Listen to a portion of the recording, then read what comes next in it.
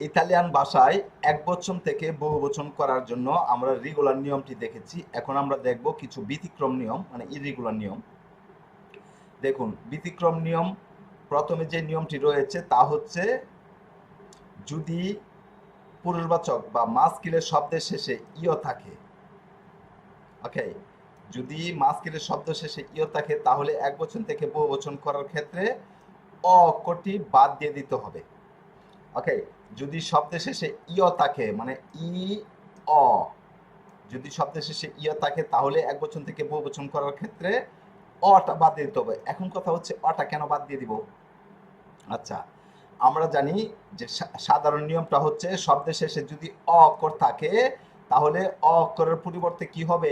ই অক্ষর হবে। ওকে, যদি শব্দের শেষে অ অক্ষর থাকে অ অক্ষরের পরিবর্তে ই অক্ষর হবে।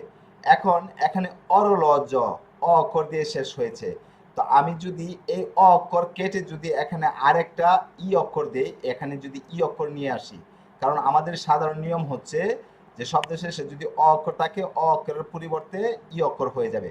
তো এখানে অরলজ্জ থেকে কি হয়ে গেল? অরলজি। কারণ এখানে দেখুন অ অক্ষরের পরিবর্তে যদি আমি আরো একটা ই দেই তখন শুধু শব্দটা লম্বাই হবে, আর কিছু হবে না, অরলজি। ওকে, এরপর দেখুন স্পেকিও, এখানেও লাস্টে ইও রয়েছে। এই যে স্পেকিও হচ্ছে আয়না, এটার শেষেও হচ্ছে ইও রয়েছে। আচ্ছা, তো আমি যদি অ অক্ষরের পরিবর্তে এখানে একটা ই অক্ষর দেই তাহলে কি হবে? শুধু লম্বাই হবে, আর কিছু হবে না, স্পেকি।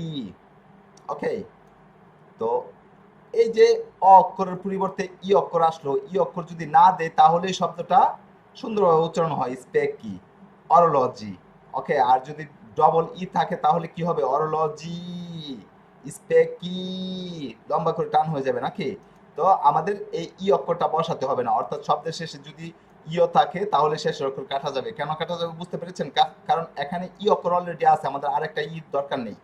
ওকে, এরপর এই যে ক্যালেন্ডারিও, এখানে ইও রয়েছে, তাহলে আমি শব্দের শেষ অক্ষর বাদ দিয়ে দিব, কারণ বাদ না দিয়ে যদি আমি চিন্তা করি যে সাধারণ নিয়মে এখানে একটা ই বসাবো তাহলে শব্দ উচ্চারণ বিকৃত হয়ে যাবে, ক্যালেন্ডারি।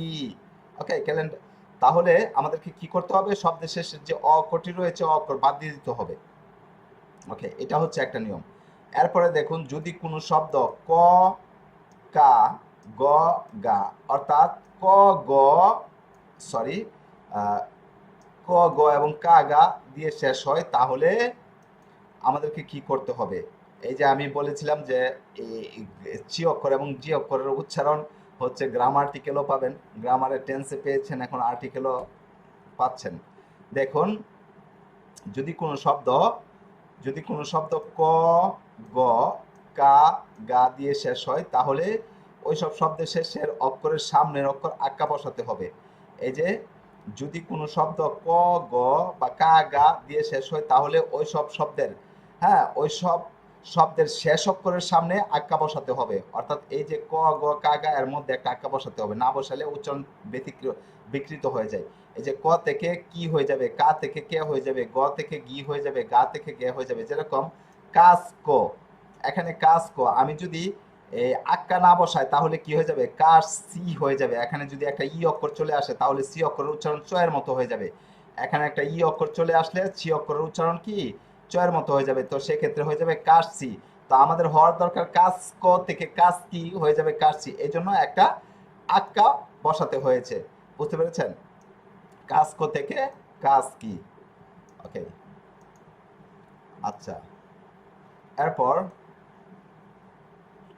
এই যে দেখুন, বারকা থেকে বারকে, এখানে যদি বারকা থেকে যদি আমি আ অক্ষর বাদ দিয়ে যদি এ অক্ষর দেই তাহলে সি অক্ষরের পরে যদি এ কিংবা ই অক্ষর থাকে, এ কিংবা ই অক্ষর থাকে তাহলে কি হয়ে যাবে? চর উচ্চারণ হবে, তখন বারচে হয়ে যাবে, এই জন্য আক্কা যুক্ত করতে হয়েছে। বারকা, ফুনগ, ফুনগি, কলেগা, কলেগি। আচ্ছা, এটা হচ্ছে একটা ব্যতিক্রম নিয়ম। তবে কোনো ক, গ এর বহুবচনে কি, গি না হয়ে চি, জি হয়ে যায়। ওকে, কোনো শব্দের শেষে যদি ক, গ থাকে এর বহুবচনে কি, গি না হয়ে চি, জি হয়ে যায়। যেরকম আমিকো থেকে আমি কি না হয়ে হয়ে গেল আমি চি। ওকে, এখানে কিন্তু আক্কা যুক্ত করা হয়নি, যদিও শব্দটা ক দিয়ে শেষ হয়েছে। আমি কি হয়নি, হয়েছে কি আমিছি। এরপরে এই যে পর্ক, পর্ক থেকে হয়ে গেছে পরছি, এখানে কিন্তু পরকি হয়নি। এই যে আসপারাগো হয়ে গেছে আসপারাজি, এখানে কিন্তু আসপারাগি হয়নি। অর্থাৎ কিছু কিছু শব্দ রয়েছে যেগুলো ক গ এর ক গ এর জন্য আক্কা বসাতে হয় না। আমাদের এখানে নিয়মটা কি ছিল? নিয়মটা হচ্ছে যদি কোনো শব্দ ক গ কা গা দিয়ে শেষ হয় তাহলে শব্দের শেষের অক্ষর, হ্যাঁ শব্দের শেষের অক্ষরের পূর্বে আক্কা বসাতে হবে।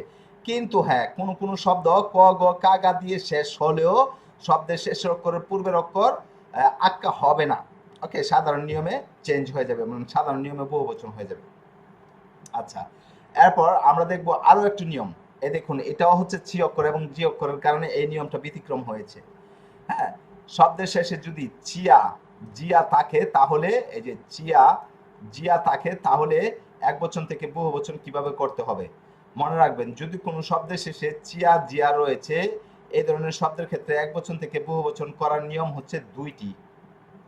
ওকে, যদি কোনো শব্দের শেষে চিয়া জিয়া থাকে ওই ধরনের শব্দ একবচন থেকে বহুবচন করার নিয়ম হচ্ছে দুইটি। প্রথম নিয়মটা হচ্ছে যে সকল শব্দের শেষে চিয়া জিয়া রয়েছে আর চিয়া জিয়া এর সামনের অক্ষরটি যদি বুকালে বা বাওয়েল হয়, অর্থাৎ এই যে চিয়া এবং জিয়া এর সামনের অক্ষর অর্থাৎ পূর্বের অক্ষর যদি বুকালে বা বাওয়েল হয় তাহলে সাধারণ নিয়মে একবচন থেকে বহুবচন হয়ে যাবে। যদি শব্দের শেষে চিয়া জিয়া থাকে আর চিয়া জিয়া এর পূর্বে যদি বুকালে বা ভাওয়াল থাকে তাহলে একবচন থেকে বহুবচনটা কিরকম হবে? সাধারণ নিয়মে, যেরকম এই যে কামিচা, কামিচা থেকে কামিচিয়ে হয়ে যাবে। কেন হয়েছে? এই যে চিয়া, এই চিয়ার পূর্বে ভাওয়াল রয়েছে, এই ই, এটা একটা বুকালে, ঠিক আছে, এটা একটা ভাওয়াল। ওকে, এই যে চিয়ার পূর্বে বুকালে রয়েছে এই জন্য সাধারণ নিয়মে হবে। অর্থাৎ কি হবে? শব্দের শেষের অক্ষর চেঞ্জ হবে। এই যে কামিচিয়ে, কামিচা থেকে কামিচিয়ে হয়ে গেছে। এই যে ফার্মাচিয়া, হ্যাঁ ফার্মাচিয়া থেকে ফার্মাচিয়ে হয়ে গেছে, মানে শব্দের শেষের অক্ষর চেঞ্জ হয়েছে, অর্থাৎ সাধারণ নিয়মে চেঞ্জ হয়েছে। ওকে, এরপরে দেখুন দ্বিতীয় যে নিয়মটি, দ্বিতীয় নিয়মটা হচ্ছে যে সকল শব্দের শেষে চিয়া জিয়া রয়েছে আর চিয়া জিয়া এর সামনের অক্ষরটি যদি কনসোনেন্ট বা কনসোনান্তে হয়।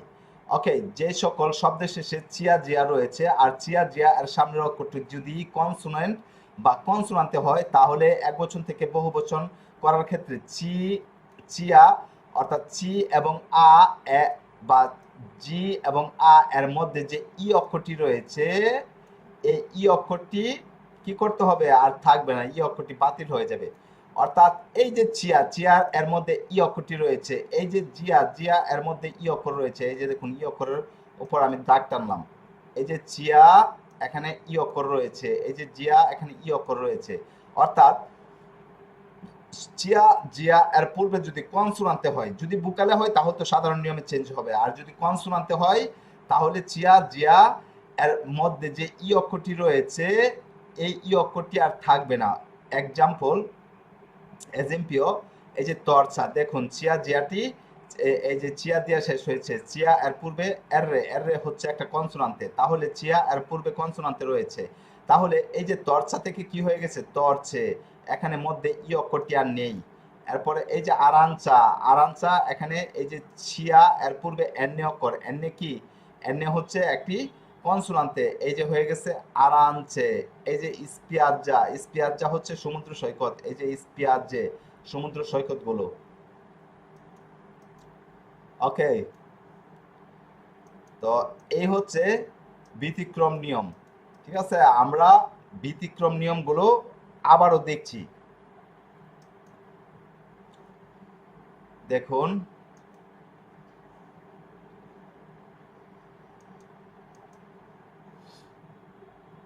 ব্যতিক্রম নিয়মের মধ্যে প্রথম রয়েছে ইয়।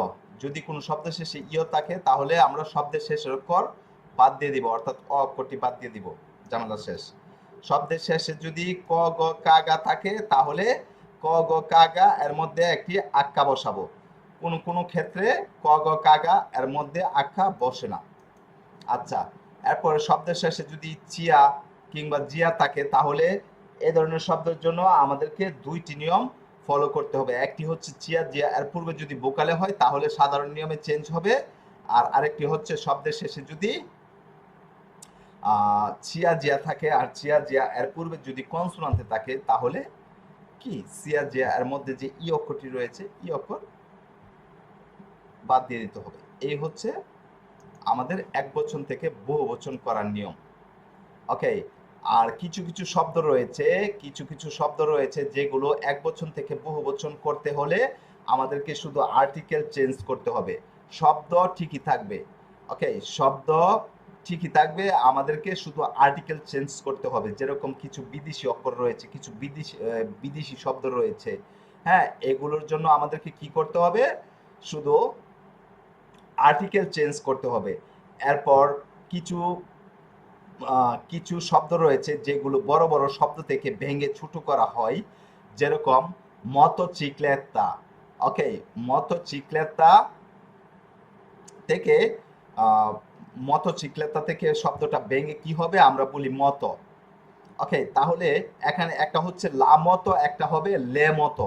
ওকে, লা মতো যখন বলা হবে তখন বোঝানো হবে যে এটা হচ্ছে একবচন, আর লে মতো হচ্ছে বহুবচন। অর্থাৎ আমি আপনাদেরকে বোঝাতে চাচ্ছি যে বড় বড় শব্দগুলো রয়েছে, হ্যাঁ, যেরকম ফটোগ্রাফিয়া, ফটোগ্রাফিয়া, ফটোগ্রাফিয়া থেকে আমরা কি বলি, যেরকম ইংরেজি ভাষায় হচ্ছে ফটোগ্রাফি, হ্যাঁ, ফটোগ্রাফি, ফটোগ্রাফি থেকে আমরা শুধু ফটো বলি। তো ইটালিয়ান ভাষায় হচ্ছে ফটোগ্রাফিয়া, ফটোগ্রাফিয়া থেকে আমরা ফটো বলি, ইটালিয়ান ভাষায় হচ্ছে ফটো বলা হয়।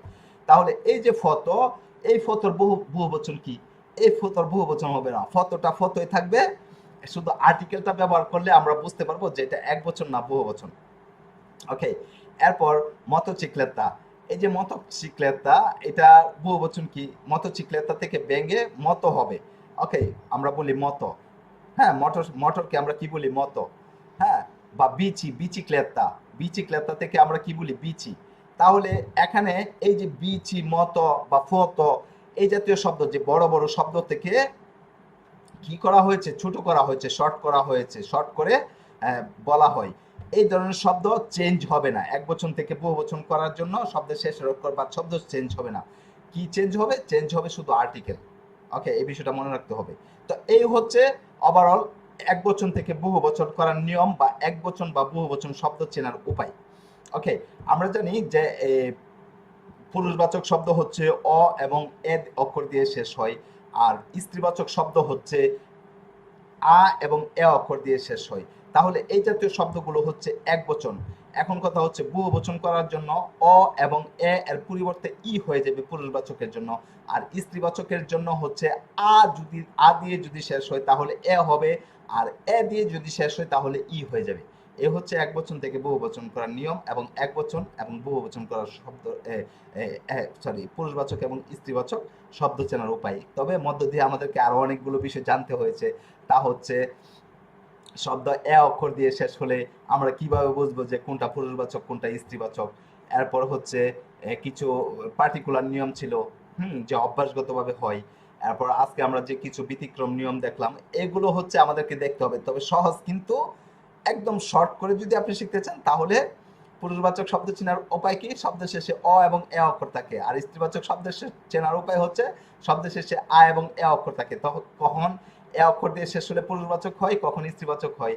হ্যাঁ, এটার জন্য আমাদেরকে কিছু নিয়ম দেখতে হয়েছে। যদি শব্দের শেষে আলে থাকে, ইলে থাকে, এলে থাকে, অরে থাকে, অনে থাকে, হ্যাঁ, সিওনে থাকে, জিওনে থাকে, এগুলো যদি সিওনে থাকে, জিওনে থাকলে কি হয় স্ত্রীবাচক, আর আলে, এরে, অরে, অনে এবং হচ্ছে ডকুমেন্টের নাম, হ্যাঁ, বা খাদ্য পানীয়ের নাম, এগুলো হচ্ছে মাস্কিলে। তো এই বিষয়গুলো আমাদেরকে জানতে হয়েছে। আশা করি আপনারা পড়াটা ভালোভাবে শিখে নিয়েছেন, নতুবা আর্টিকেল এবং বচনের বিষয়টা ধরতে পারবেন না। ওকে, তো আর বচনের কাজ কি, বচনের কাজ হচ্ছে একবচন এবং বহুবচন চেনার উপায়। ওকে, তো একবচন থেকে বহুবচন কিভাবে হয় এটা আমরা দেখে নিলাম।